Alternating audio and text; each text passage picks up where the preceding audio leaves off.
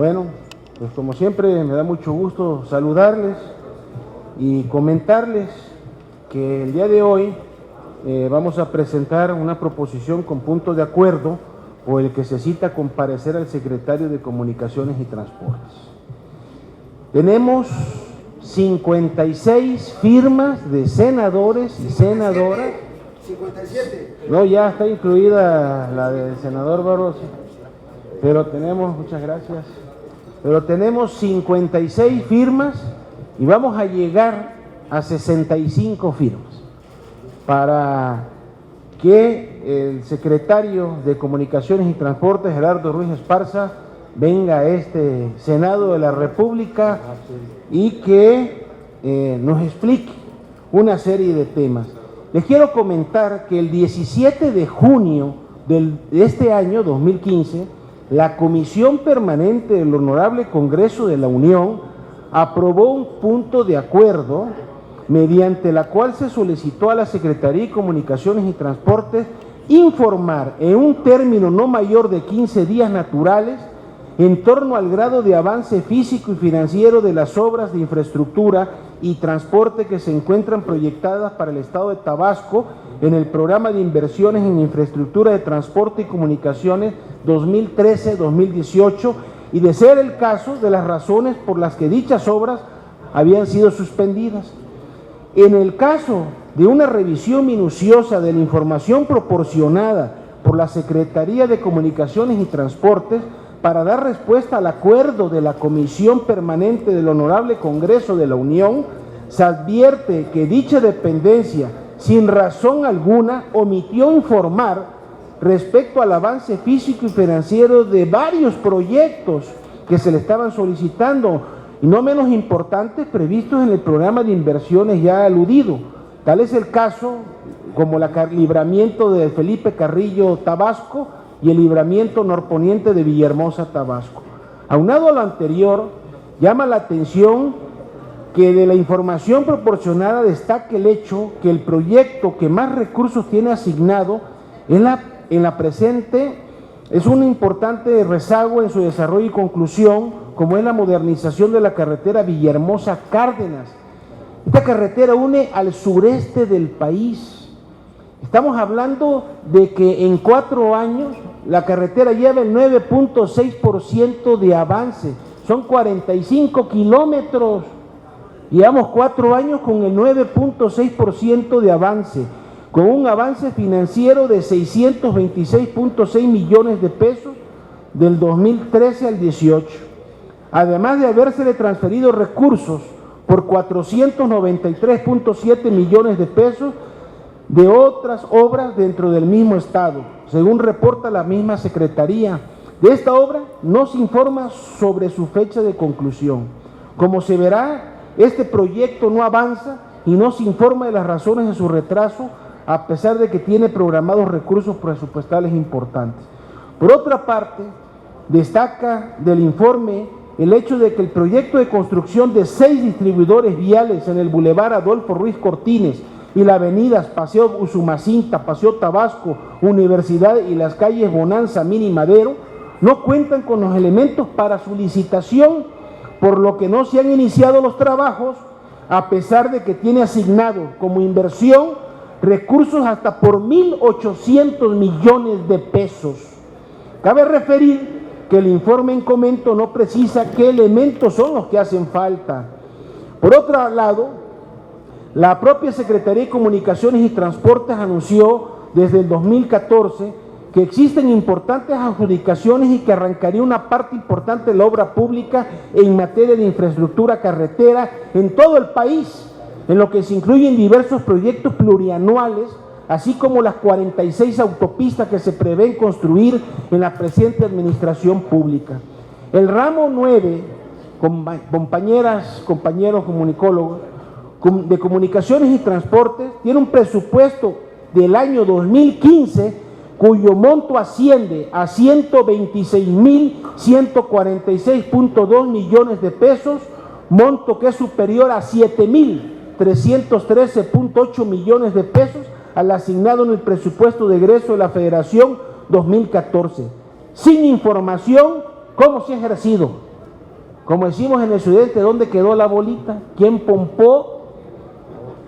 El ramo administrativo relativo al sector comunicaciones y transportes tiene pendientes y rezagos importantes en la materia de infraestructura carretera, construcción y modernización de la red federal, infraestructura de caminos rurales, conservación y mantenimiento de la red carretera nacional, desarrollo de la infraestructura portuaria, construcción y mantenimiento de infraestructura ferroviaria y sobre el entorno de las telecomunicaciones. El artículo 69 de nuestra Constitución Política, en su segundo párrafo, establece la obligación de los secretarios de despacho para comparecer ante las cámaras cuya facultad constitucional es la de analizar el informe del Poder Ejecutivo Federal. De esta forma, se establece que cada una de las cámaras realizarán el análisis del informe y podrán solicitar al presidente de la República ampliar la información mediante pregunta por escrito y citar a los secretarios de Estado y a los directores de las entidades paraestatales, quienes comparecerán y rendirán informes bajo protesta de decir verdad. Por su parte, el artículo 93 de nuestra ley fundamental señala categóricamente, cito, los secretarios del despacho, luego que esté abierto el período de sesiones ordinarias, darán cuenta al Congreso del Estado que guardan sus respectivos ramos. Cierro la cita. En la agenda nacional hay temas de enorme trascendencia económica y social que recaen en la esfera competencial de dicha dependencia federal, tales como la construcción del nuevo aeropuerto internacional de la Ciudad de México, cuyo proyecto presentó el titular del Poder Ejecutivo Federal a inicios del mes de septiembre del 2014, el cual se localizarán en terrenos federales ubicados a un costado del actual terminal, con una inversión de 169 mil millones de pesos con recursos públicos y privados. El apagón analógico, tema en el que la propia SCT ha reconocido que habrá canales de televisión pública que se verán afectados si dicho apagón se lleva a cabo el 31 de diciembre del 2015. Además de que se pudiera existir una afectación de más de 7 millones de personas por dicha transición, por no contar aún con señal o televisión digital. Y la operación de la empresa OHL, eso no lo podemos hacer a un lado, en nuestro país, de la que se han derivado diversos actos y hechos presuntamente de naturaleza ilícita, como lo es el tráfico de influencias, por citar algunos. Por eso, el punto de acuerdo único en el Senado de la República en uso y ejercicio de las facultades que le confiere el artículo 69 y 93 de la Constitución Política de los Estados Unidos Mexicanos, cita comparecer al C. Gerardo Ruiz Esparza, titular de la Secretaría de Comunicaciones y Transportes, con el objeto de que informe al Pleno de esta soberanía, sobre el cumplimiento, logros y resultados del programa de inversiones en infraestructura de transporte y comunicaciones 2013-2018, del programa de trabajo de comunicaciones y transporte 2014 y de la cartera de programas y proyectos de inversión incluida en el presupuesto de egreso de la Federación 2015 y en general sobre el estado que guarda la administración pública del ramo administrativo a su cargo. Tenemos hasta el momento 56 firmas de senadoras y senadores de diversos grupos parlamentarios. Vamos el día de hoy a concluir estas firmas, seguramente llegaremos a 60, 65 senadoras y senadoras de la República que están pidiendo, exigiendo que el secretario de Comunicaciones y Transportes dé la cara, que venga aquí, que explique cuáles son las condiciones del ramo y todo lo que no se ha dicho, que se va a tener que explicarlo aquí en el Congreso. No creo ya que con tantas firmas de senadoras y senadores pues pueda evitar estar aquí. Por su atención, muchísimas gracias, por su solidaridad y apoyo también. Estamos a sus órdenes. Como ha dicho en tribuna el senador Mayans, pueblo de México, fíjense que en el gabinete hay dos secretarías muy poderosas, Gobernación y Hacienda. Hay dos secretarías emblemáticas que provocan aristocracia política para quienes las ocupan: educación y relaciones exteriores. Pero hay una secretaría donde se alojan los negocios, y esa secretaría se llama Secretaría de Comunicaciones y Transportes. Es indispensable que su titular comparezca a rendir informe, a contestar preguntas. Es necesario que Gerardo Ruiz Esparza comparezca al Senado de la República. Pero hay una especie de manto protector.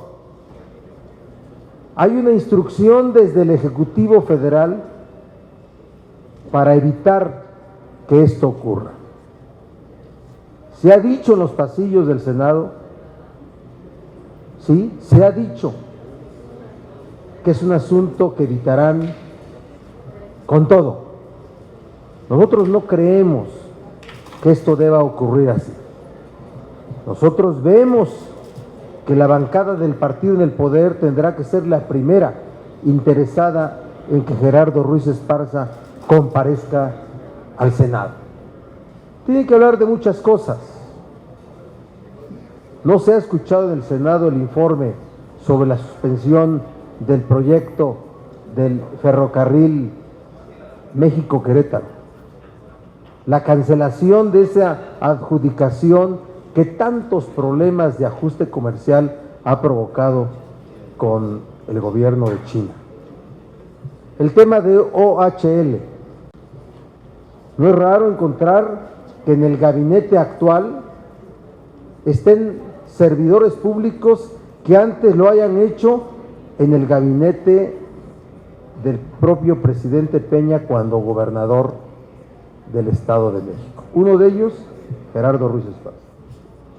No vamos a abandonar el planteamiento de que el titular de la Secretaría de Comunicaciones y Transportes comparezca. El tema del aeropuerto internacional llamado Ciudad de México, aunque ya esté construida en terrenos del Estado de México. Es un asunto importante. Por eso hacemos este planteamiento y acompañamos al autor de esta propuesta, el senador Fernando Mayans Canaval. Así es que esta mañana tiene ese propósito para acompañar en este planteamiento que hace el senador, pero también queremos que el senador Ríos Peter aborde temas del paquete económico, si nos los permites. 60 firmas para que comparezca don OHL. ¿Sí? ¿Sí? Eso es IFT. Entonces, ya es IFT. ¿Sí? Entonces, 60 firmas y por tanto mantenemos esta posición. El grupo parlamentario la hace suya, al igual que la mayoría de senadores del Partido Acción Nacional, del Partido del Trabajo, y desde luego esperamos de la senadora de Movimiento Ciudadano, Marta Tagle, en su calidad de no tener grupo parlamentario, ¿sí? Y de otros que seguramente se van a sumar. Entonces, si me permite, senador Mayán, pasamos a otros temas. Gracias. Tema económico. Preguntas, por si alguien tiene una pregunta. Hola. Yo quiero preguntar sobre esta llamada a la comparecencia del secretario de Comunicaciones y Transportes. En estas 60 firmas que ya tiene, senador, ¿cuáles son los partidos que las están signando? Y si hay también senadores del PRI, y si no las hay, ¿por qué no se han acercado debidamente con ellos? ¿O cuál ha sido el argumento de los priistas para no firmar esta solicitud de comparecencia? Son todas las fracciones parlamentarias, con excepción del PRI. Sin embargo, he platicado con 2 o 3 senadores del PRI y los vi con la intención de firmar, lo ven una necesidad. Sin embargo, cuidando las represalias que puedan tener en el grupo, la línea, entonces les pedí de que yo creo que podemos llegar, yo con 65 firmas, nos damos por satisfechos, la mayoría del Senado, solicitando la comparecencia y no presionamos ni sometemos a riesgo de represión a ningún priista. Pero está abierto y desde aquí los invito que se quieran sumar a que comparezca don OHL aquí en el Senado de la República.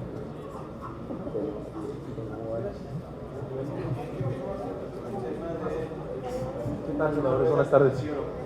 Buenas tardes. Específicamente al senador Zoé Robledo. Como que ya se enfrió mucho el tema del apagón analógico, ¿no? La semana pasada estaba todo lo que daba. Y bueno, ayer anuncia SCT y el Instituto Federal de Telecomunicaciones que no va una prórroga. Ayer comentaba también el senador Lozano que convocaría a reunión de comisiones la próxima semana, que tendría que consultarlo con los presidentes de las comisiones. Usted, como presidente de la Comisión de Radio, Televisión y Cinematografía, estaría dispuesto a que sea convocado. Y también comentaba algo de los foros, ¿no? Que se tienen que hacer foros para escuchar la opinión de los interesados. Sí, por favor. Diría un par de cosas. Primero, y con todo respeto lo digo al presidente de la Comisión de Telecomunicaciones, que revise el reglamento. Él no va a convocar a las Comisiones Unidas. La comisión coordinadora a la que se turnaron las dos iniciativas a reforma constitucional es obviamente puntos constitucionales. Será puntos constitucionales quien podría convocar a empezar el proceso de dictaminación. Pero yo sí planteo algo. Antes de cualquier proceso de dictaminación, antes de siquiera instalar las Comisiones Unidas, yo haré una propuesta a los integrantes de la Comisión de Radio, Televisión y Cinematografía del Senado, en mi calidad de presidente, para lo siguiente: para que hagamos audiencias públicas en el Senado con los responsables que mandató la reforma en telecomunicaciones para el tema del apagón. Yo sí creo que es importante recordar a los medios de comunicación que en el asunto del apagón había 5 sujetos obligados en la ley secundaria. El primer sujeto obligado era la Sedesol, que tenía que hacer el padrón de beneficiarios. Bueno, que venga la Sedesol y nos diga cómo hicieron el padrón, por qué lo modificaron y cuál es la estrategia que piensan hacer de aquí al 31 de diciembre. Segundo sujeto obligado, la SCT, justamente. La SCT, que como sujeto obligado tiene la responsabilidad aún de entregar los dispositivos, es decir, entregar las televisiones digitales a ese padrón. Tercer sujeto obligado, las televisoras y los concesionarios de la televisión privada. ¿A qué estaban obligados ellos? Uno, hacer la transición digital a la televisión digital terrestre, primero, y dos, a liberar la banda de 700. Un proceso que, por cierto, también ha iniciado. Que las televisoras privadas nos digan cuál es el avance que llevan ellos en lo que les correspondía como responsabilidad. Y el otro sujeto obligado en ese mismo sentido son las televisoras públicas. Las televisoras públicas que también tenían que hacer esa transición, que hoy dicen no haber recibido recursos. Bueno, ver por qué no tuvieron recursos y por qué los gobiernos de los estados, donde no hubo esa aplicación de recursos, ¿por qué no lo hicieron? Hay estados que hemos detectado, como Veracruz, por ejemplo, que ha tenido recursos suficientes en materia de propaganda gubernamental, que con una 10ª parte hubiera podido pagar lo que necesita la televisión local pública de Veracruz para hacer la transición. Y por último lugar, el último sujeto obligado, pues obviamente el Instituto Federal de las Telecomunicaciones, que es el obligado de aplicar el apagón. Aplicar el apagón, que significa terminarlo, no como plantea el PAN, de que sea de manera simultánea en todo el territorio. Eso es algo en lo que no coincidimos, como no coincidimos tampoco en encender donde ya se realizó el apagón. Monterrey, mañana Cuernavaca, Tijuana. Bueno, nosotros en la iniciativa, quienes la hayan podido revisar, hemos planteado que hay muchas diferencias entre lo que planteamos nosotros y el PAN.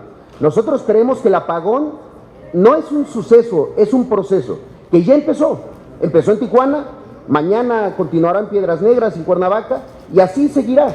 Si a la SCT le da tiempo de terminar, enhorabuena, pero no estamos coincidiendo en lo que plantea el PAN. El PAN lo que está diciendo es, donde ya hubo apagón, que se encienda. Eso, además de ir en contra del espíritu de la reforma constitucional, porque no permitiría la liberación de la banda de 700 en materia de telecomunicaciones, sería costosísimo para el Estado mexicano. También voy a plantear que a esas audiencias públicas vengan otros actores. ¿Qué actores? Los afectados. Que venga, por ejemplo, los que la tercera cadena, que en este caso es cadena 3, la tercera cadena nacional, y que nos explique cómo va a ser su afectación. Que vengan nosotros afectados, por ejemplo, quienes ya han mostrado interés en empezar a licitar para la red compartida, para servicios de mayoristas de telecomunicaciones, de banda ancha y de internet. Todos esos afectados también tienen que tener una voz en el Senado. E incluso plantear quizá en su momento, buscar a gente que fue responsable en otros momentos desde 2010 que empezó este proceso y que tuvieron cargos de responsabilidad como exfuncionarios, pues quizá también a comparecer. Serán planteamientos que haremos a la Comisión de RTC, pero esa es nuestra ruta. Antes de siquiera pensar en instalar las comisiones, y eso, repito, no le corresponde a Comunicaciones, sino a Puntos Constitucionales, hacer estas audiencias. Si las otras dos comisiones coinciden en esta ruta, por supuesto que RTC las invita a formar parte. Si no es así, nosotros plantearemos que antes de cualquier instalación de un proceso de dictaminación, tienen que venir los sujetos obligados, los afectados y todo aquel que haya tenido áreas de responsabilidad en esto.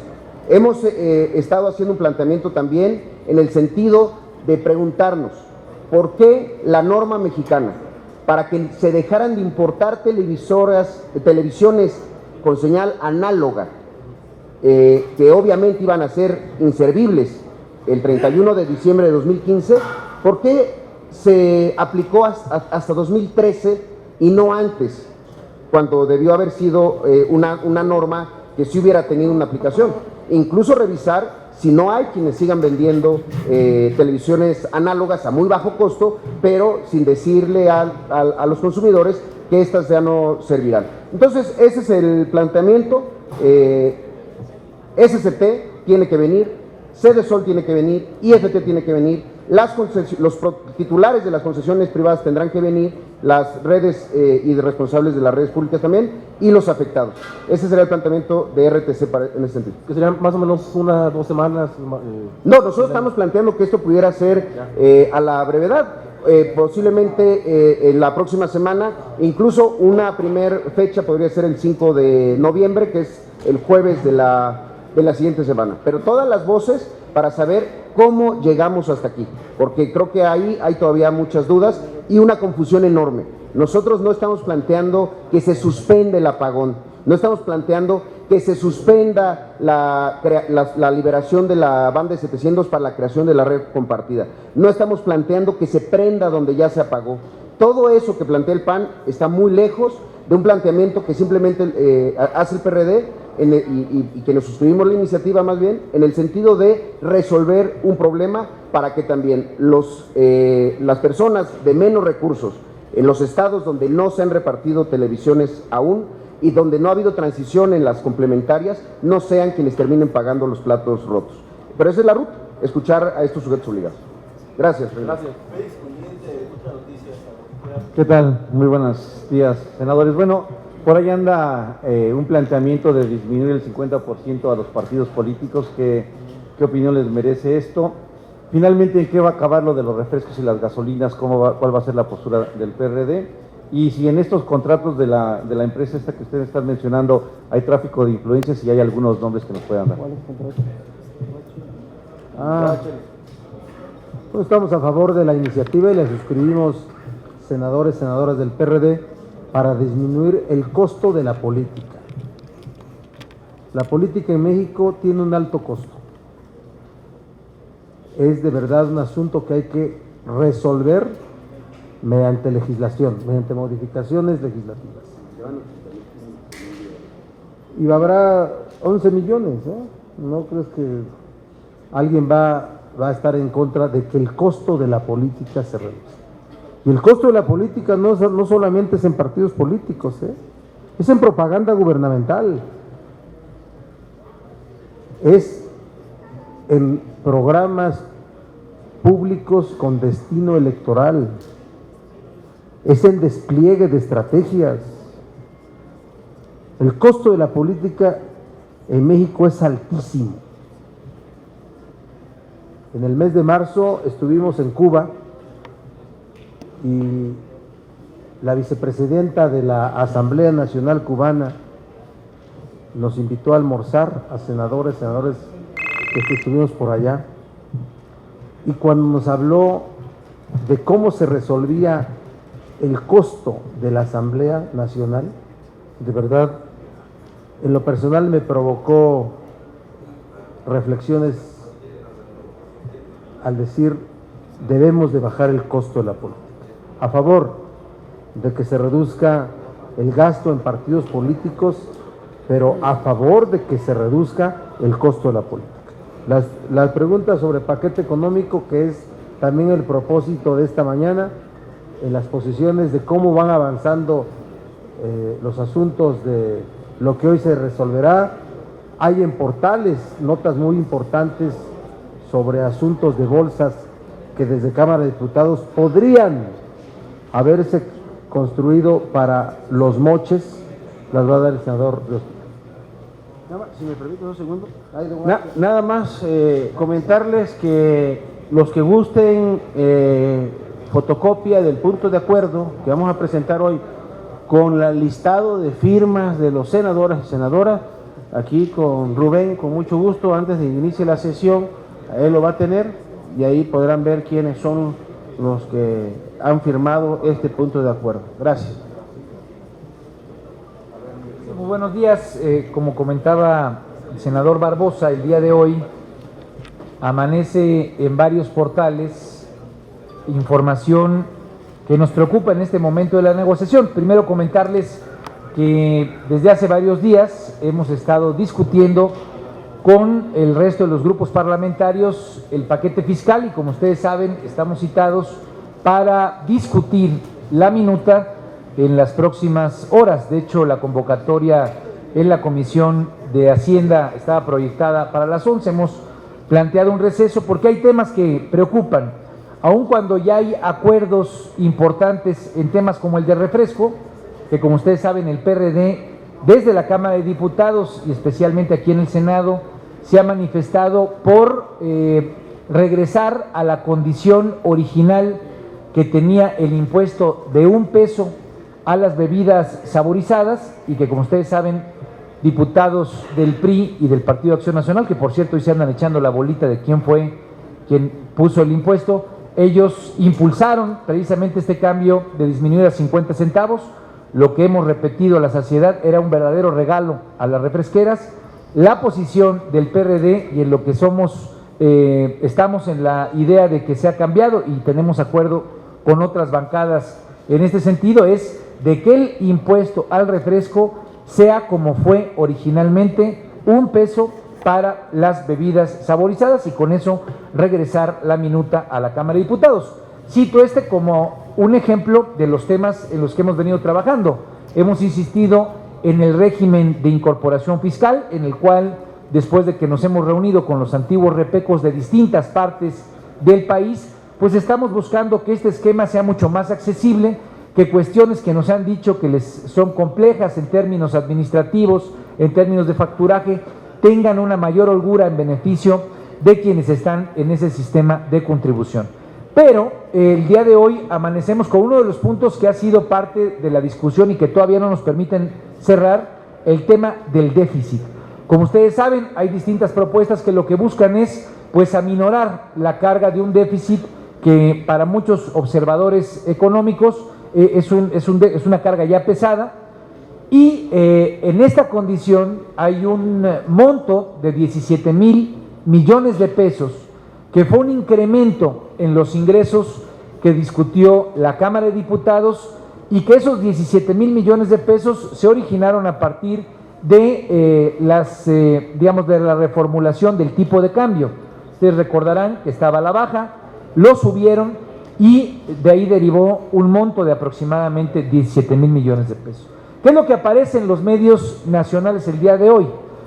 Que esa bolsa podría haberse definido, o que habría intenciones por parte de algunos actores de utilizarla para lo que fue un escándalo en el ejercicio de la legislatura anterior, que era que los diputados etiquetaban recursos con la finalidad de solicitar pues lo que se llamó moches, extorsiones, prevenciones, montos específicos para asignaciones a empresas, a obras etiquetadas de manera particular en beneficio de los diputados. Esto lo hemos puesto en todas las discusiones como PRD, como uno de los grandes ejemplos de la corrupción que hoy le afecta al país, uno de los grandes ejemplos de la necesidad de que la Auditoría Superior de la Federación supervise de manera puntual cómo está funcionando el presupuesto que se etiqueta en la Cámara de Diputados. Dicho esto, la posición del grupo parlamentario del PRD es ir en contra de toda bolsa que se presuma que puede ser utilizada en beneficio de diputados, de diputadas, de funcionarios, de funcionarias. Hemos señalado que estamos en contra de la corrupción y gran parte de cuando se debate el paquete fiscal, de por qué genera tanta controversia frente a los ciudadanos, es que sienten que se pagan impuestos para terminar en el bolsillo de algún diputado, de alguna diputada, de algún funcionario público. Entonces, el planteamiento es ir en contra de una bolsa de esta naturaleza. Ese es el planteamiento que habremos de hacerle a las otras bancadas y sostendremos la posición de que este dinero puede ser muy positivo para utilizarse y disminuir el monto del déficit, pasando del 3% que es ahorita a el 2.9%. Mantendremos las negociaciones, pero subrayamos nuestra preocupación de que se filtre información de este tipo, porque esto es lo que le genera desánimo, indignación y molestia a los ciudadanos y a las ciudadanas del país. No sé si hay preguntas de parte de la... Senador, para preguntarle si en este tema habrían tocado base con sus colegisladores del PRD, si ellos qué piensan sobre la asignación de esta bolsa. Son 17,000 millones que se han utilizado en otros años como punto de apoyo para conseguir votos para apoyar el presupuesto, por un lado. Y por otro lado, si tienen contacto con los legisladores del PAN para saber finalmente, del PAN y del PRI, para saber finalmente cómo quedaría el tema del refresco. Si ustedes ven que esta coalición que ustedes tenían, que ustedes impulsaron para revertir la medida, ¿tiene futuro o no? Bueno, empiezo por la segunda. Comentaba yo que ahora los diputados, entre los diputados del PRI y del PAN, se andan echando la bolita o la culpa, en la cual pues queda en evidencia que fue una mala decisión y que lo que hemos venido sosteniendo desde el principio aquí en el Senado es lo que consideramos que pueda suceder. Tenemos diálogo con el PRI, con el PAN, sabemos que hay una división, por lo menos esto es lo que hemos escuchado al interior del Partido Acción Nacional, hay voto dividido, hay voto diferenciado, ellos están en una reunión, habremos de esperar a ver cuál es la posición que ellos tienen, pero aquí en el Senado nos tocó ver bloques de senadores del Partido Acción Nacional que se manifestaban a favor y bloques de senadores que se manifestaban en contra, esto fue público. Creemos por el diálogo que tenemos con legisladores del PRI y con estos legisladores del PAN que están a favor, que esto lo podremos aprobar, revertiremos la minuta y la regresaremos con un peso de impuesto a las gasolinas para enfrentar, a los refrescos, disculpe, para enfrentar el problema, si no me la vayan a grabar, ni en las mangas del chaleco esa, porque ese peso a los refrescos con la intención clara y firme de seguir con la política integral en contra de la obesidad que hemos mantenido. En este tema del déficit, sabemos también que es un asunto que están discutiendo los senadores y las senadoras del Partido de Acción Nacional. Sabemos que hay posiciones encontradas, la posición que tiene el PRD es muy puntual, no va a variar de ninguna forma, estamos en contra de que haya una partida presupuestal que se intente utilizar en beneficio de prebendas o de moches, y si esto se utilizó en el pasado, pues hoy hay una nueva legislatura. Esperamos que esto sea una posición que compartan todas las bancadas y todos los colegisladores, porque este fue el grave escándalo que acarreó la legislatura anterior en términos de corrupción. Solo para puntualizar, quisiera... Sí, adelante. Yo te quiero, Claudia, decir que México, los mexicanos, tú, yo, y aunque seamos legisladores, nunca más podemos permitir que existen estas bolsas en la Cámara de Diputados que ofenden al pueblo de México. No, diputados con bolsas millonarias, los moches, que eran de Jalisco y hacían obras en Quintana Roo, o el de Veracruz hacía obras en Chihuahua, con el diezmo por delante, y hasta el 15 también por delante, no nada más el 10. Sí, imagínate, y dependiendo qué, porque hay diputados de primera, de segunda y de tercera, eso también, ustedes lo saben. Si eres diputado de tercera, pues a lo mejor te tocan unos 10 millones de pesos para repartir, ¿no? A 20. Pero hay quienes repartieron 1.000, 2.000 millones de pesos que por abajo y por encima también, y ustedes dieron cuenta al pueblo de México de estos moches. No lo vamos a permitir nunca más ese tipo de acciones. El que no tranza, no avanza, eso tiene que cambiar aquí en este país. No podemos seguir así, y menos que los representantes populares. Así que quede claro, no es. Estoy de acuerdo. Sí, solamente una puntualización. En este tema del combate a los moches, ¿tienen aliados en el PAN con los que ustedes también podrían construir una mayoría que les permitiera esto? Bueno, No, ya sé, pero de los que votan no, aquí. no. La posición del PRD es firme, es puntual y es del total de los legisladores y las legisladoras del grupo parlamentario. Sabemos que esto es algo que están discutiendo en el Partido Acción Nacional y sabemos también que hay legisladores y legisladoras que comparten esta visión. Esperaremos a escuchar cómo termina su discusión de bancada. Sin embargo, subrayamos, esta es una exigencia a los grupos parlamentarios para que desde el Senado, que somos los encargados de colegislar en la parte de ingresos, evitemos cualquier bolsa que sea utilizada para fines distintos a los que tienen que servirle a la gente. Y finalmente, nada más en este tema preguntar, ¿creen que existe riesgo de que desde las dirigencias nacionales de los partidos presionen para que se mantenga esta bolsa de reparto discrecional? Ya ocurrió en años pasados, Cordero lo denunció el año pasado. Bueno, el antecedente que es el que nos sirve para poner base en nuestra preocupación es que esta condición se presentó de manera estructural. Hubo legisladores involucrados y hubo dirigentes de distintos partidos políticos involucrados. En este momento estamos poniendo la luz en este tema. Obviamente estamos en un debate que tiene que ver con específicamente cómo se garantiza que esa bolsa no sea utilizada de esta forma o cómo se elimina esta bolsa. Esperamos que este sea un llamado en este momento de la discusión y de la negociación para que quienes estamos a favor de la transparencia y el combate a la corrupción, pues tengamos esa demostración en los votos en el Pleno. Por último, nada más preguntarles si esta propuesta ha sido vista con buenos ojos por Hacienda, ¿tiene o no tiene viabilidad técnica, digamos? Bueno, nosotros la pregunta a Hacienda la hemos hecho siempre en una condición técnica, más allá de otro tipo de posiciones por las que ellos tendrían que hablar. Pero esto es viable y esto es posible. Esta disminución es inclusive positiva en términos económicos si lo que estamos hablando es de aminorar la carga de pago que significa el déficit público. De tal manera que técnicamente esto es posible, será parte del diálogo que aquí en lo interno, que somos los que construimos la ley, habremos de mantener con las bancadas y obviamente con la que representa al gobierno, que es la del Partido Revolucionario Institucional.